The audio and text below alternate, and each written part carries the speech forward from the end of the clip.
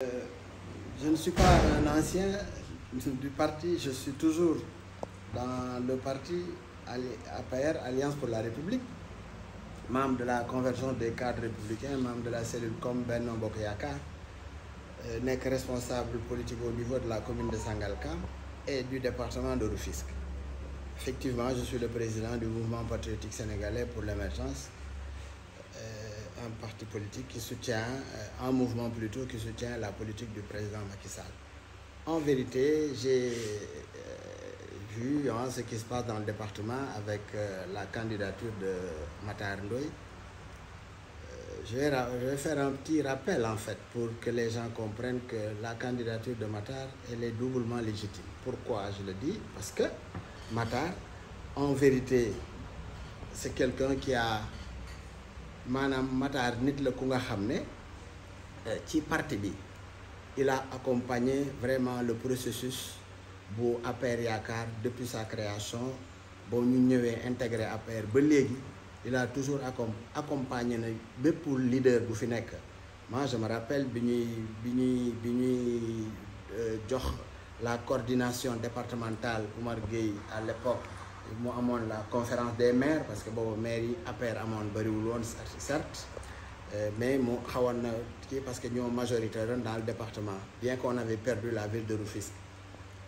ñu créé loolu di dem ba finalement ñu jël Oumar Gueye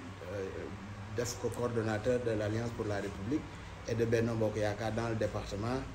bu nga xam ne une assemblée générale qui a été conviée à Black and White fële ca Sendou voilà donc muy koo xam ne kii dafa yàgg ci parti bi bu ñu jógee foofu mën nañu wax ne par exemple si je prends le cas de Souleymane honorable député Souleymane Matar l'a bien accompagné ci députation bi présidence du conseil départemental y avait un benn moment loo xam ne ça m'avait frappé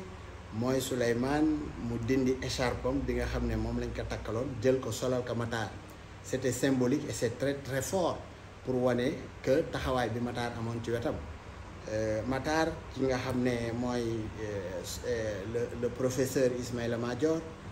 nga xam ne c'est une fierté nationale, une fierté en tout cas pour la ville de Rufisque. ñu gis ne Matar moo porté woon son combat ci lu bari pour que Ismaïla nekk non seulement le candidat du parti au local mais continuer ce combat-là ba nga xam ne vraiment tey Ismaïla avec score bu honorable bi nga xam ne def na ko te loolu li ko waral li tax gañew ñu mairie bi c'est vrai que y avait beaucoup de listes de nos camarades qui sont allés disperser qui a fait que l'opposition si le profito gagné élection yi et loolu bon on va duñ ci dellu si waat mais pour wax ne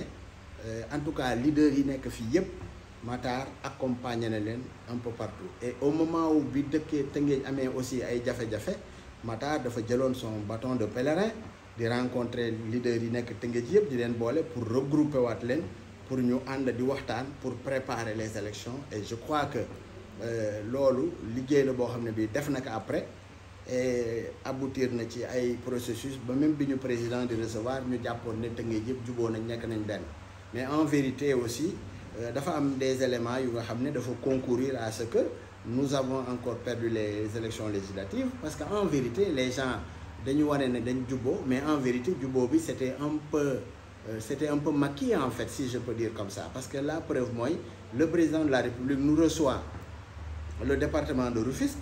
2-3 jours après ils parviennent pas à s'entendre pour mettre en place le comité électoral départemental. Ça veut dire qu'il y a un problème donc suñu waxee ne nekk nañ benn donc c'était un peu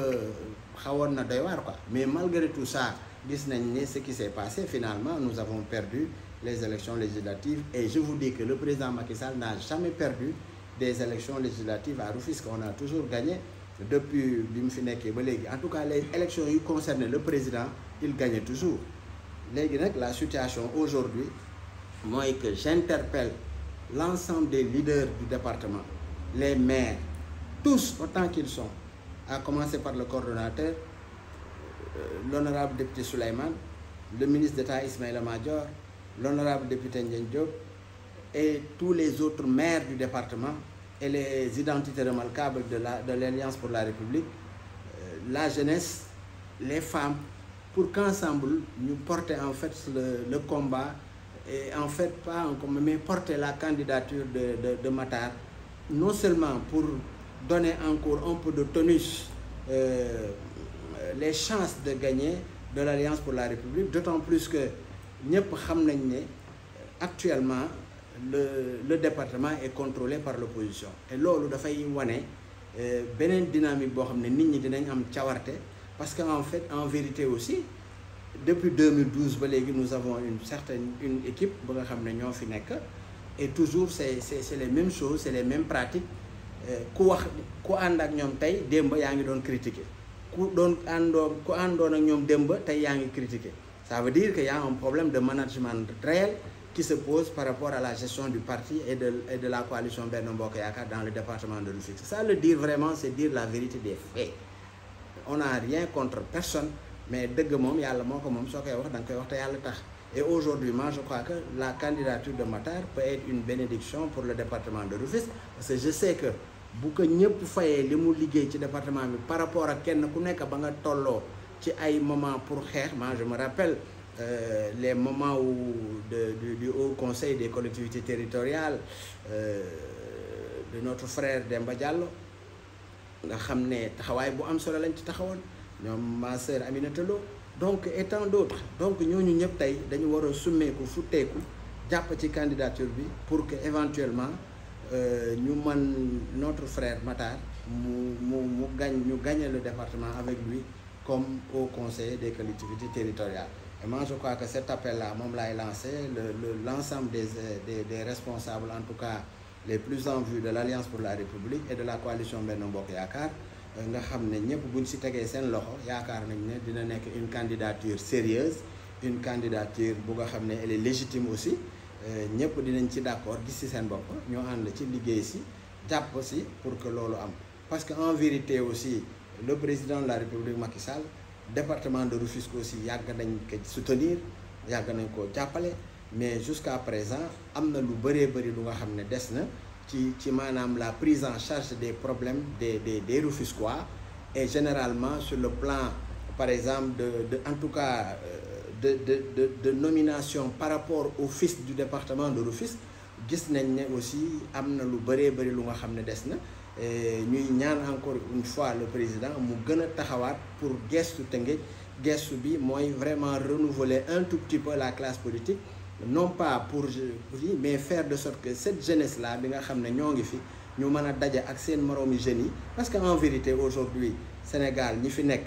di xuloo di xeex di reyante sur le plan politique ay ndaw la ñu yoo nga xam ne seeni moroom ñoo fi nekk, donc ñoo war a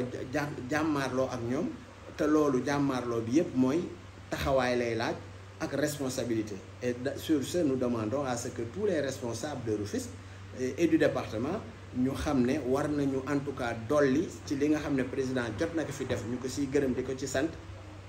mais war na dolli en tout cas ci Tëngéej maanaam ci ndaw ñi, ci femmes yi, ci responsable yu bëri jàppale leen indi fi ay responsabilités yoo xam ne dina permettre ñu mën a combler gap yu bëree bëri. te loolu yaakaar naa ne c'est une demande légitime bu nga xam ne mën nañ ko def wax ko et que yaakaar nañ ne président bi mu recevoir le département de Rufisque il a été conscient ci li nga xam ne wax nañ ko foofu dégg na ko, et il avait promis aussi que après ces élections là bu ñu gagné élections yi aussi il va faire des efforts allant dans ce sens là. Malheureusement nous n'avons pas gagné certes le département, mais en vérité la ville de Rufisque est encore là debout, et que demain on va vers des lendemains yu nga xam ne on a encore besoin de cette population. Donc ñi nga xam ne ñoom la fi président Macky Sall am na fi ay njaboot yu bari yu nga xam ne mën nañu taxaw représenter ko dignement dans le département, mais il va falloir aussi que ñu jàppale leen armer leen ba nga xam ne lu bari dinañ ko mën a régler ci population yi. Ensemble daal bu ñu àndee mën nañ am li nga xam ne moom lañ soxla woon. Di waxaat encore une fois, pour moi c'est toujours un plaisir en tout cas d'accompagner mon ami et frère Matar bi nga xam ne il a beaucoup fait dans le département ci lu ma fekke lu nga xam ne dama ko ànd ak moom sur des combats de principe di jàppale ay nit pour que ñu am dara loolu lu ma fekke la loo xam ne mën naa si wax lu bëree bëri mais